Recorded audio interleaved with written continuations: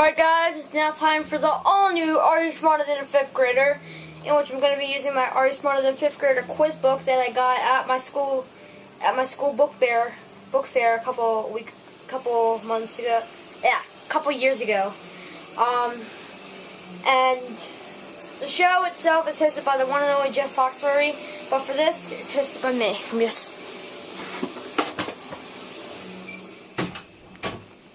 So you don't hear the sound of a vacuum cleaner. Alright, so, yep.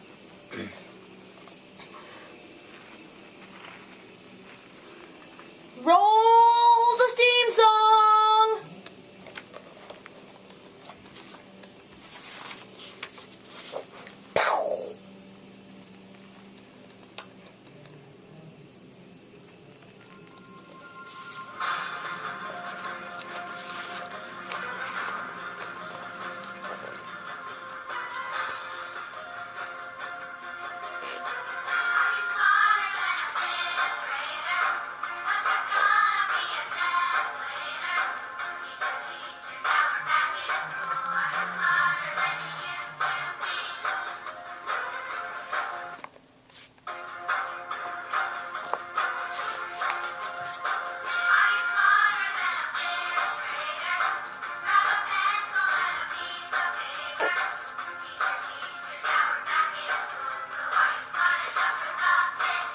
Here's your host of the show, the Tour Viewer 24.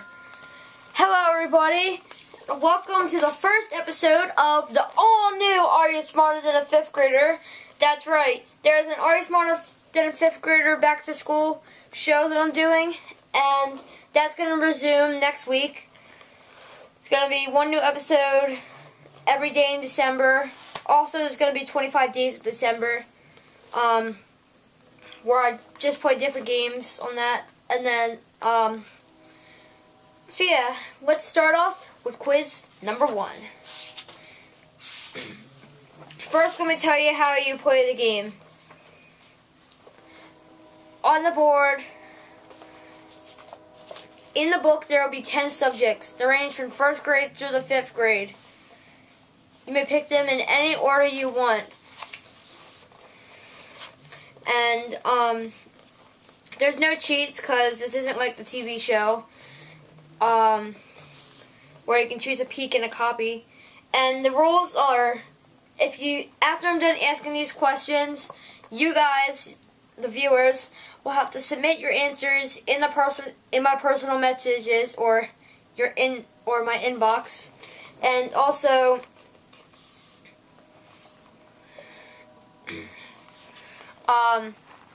yeah, and then in episode 2, episode 3, etc., I'll go over the answers. And the person who got the right will get the prize total for that episode. And I'll announce the winners of who gets the $1 million and who got all the questions right. Alright, so, first off, I'm going to read the introduction by Jeff Foxworthy. You know, when I got the call to be the host of Are You Smarter Than a 5th Grader, I thought somebody must have made a mistake. I mean, me, hosting a quiz show? I never thought I'd host a quiz show. I'm an idiot. But then when I learned what the concept of the show was, I loved it. I thought, I can do this. This is fun. There's no script. I don't know what the questions are going to be before they come up. I don't know what I'm going to say to the contestants. I'm just improvising my way through it, and my instinct was right. The show is a hit because it goes across so many lines. Kids and their parents can watch it together. You can get the grandparents in there too, and your cousins and the dog. It really works for everyone ages 5 to 90.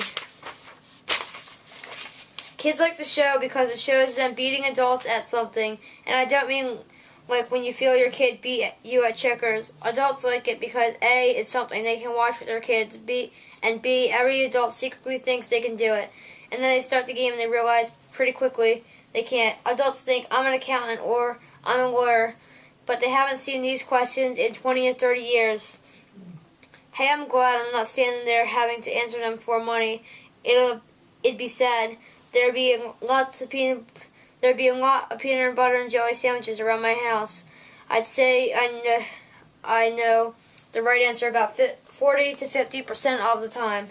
The other times, I'm like a dog looking at a ceiling fan. I have no idea. I get along great with the kids, even though they're a lot smarter than I am. I just let them be kids. During the breaks, one of them will say, Jeff, look, I brought my pogo stick in today. And then they'll try out the pogo stick, try not to break my neck, then get a big kick out of that. Now when I was in 5th grade, I went to Mitchell Road Elementary School in Greenville, South Carolina. I was about 14 at the time. Actually, I did pretty good. A's and B's, but I remember getting those notes from the teacher on the comment part of the report card. Jeff talks too much in class. What does he think he is, a comedian? Well, things seem to have come full circle. I was trying to make the class laugh in 5th grade and was getting in trouble for it. Now I'm still trying to make the 5th grade class laugh, but I'm getting paid for it. What's great about the book version of Are You Smarter Than a 5th Grader is that you don't have to be in front of the TV to play along with the game. You or your kids or your friends can take it wherever you go, in a car, truck, plane, or maybe just sitting in your living room. Work in the bathroom too, but not in the shower. If you know what I mean. You got 75 tests you can take with no pressure at all. No TV cameras, no money on the line, and no F to go on your permanent record. The book even includes some of the questions we used on the air, so you can see if you really are smarter than a 5th grader. Make sure you have a mirror handy just in case you're not. Be honest with yourself. I won't hold it against you. And that's Jeff Fox's note. Now let's get to the quizzes. Now let's get to the questions because I'm sure you guys have been waiting. Alright, first question. 1st grade social studies. In what month do Americans go trick-or-treating? 1st grade world geography. True or false? Africa is a country south of Europe. 2nd grade U.S. geography. What is the body of water between Florida and Texas called? 2nd grade English. How many syllables are there in the word Mississippi?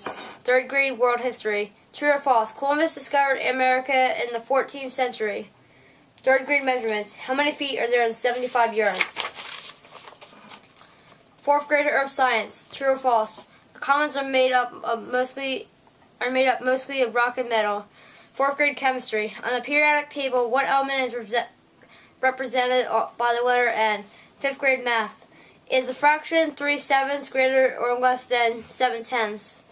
5th grade biology. The frontal lobe of your brain controls A, your hearing and your learning and decision making. B, your hearing and memory. C, your sense of touch. Or D, your sight. And then the $1 million question is 5th grade music. In classical music, what instruments typically compose a string quartet? So, just send them all together. Don't send them in separate emails because that'll be too tough for me to read through. And, yeah. So anyways, that was quiz number 1. Thank you for watching the first episode of the all-new Are You Smarter Than a 5th Grader? Send in your questions, and there will be a new episode every week. Stay tuned to episode 2.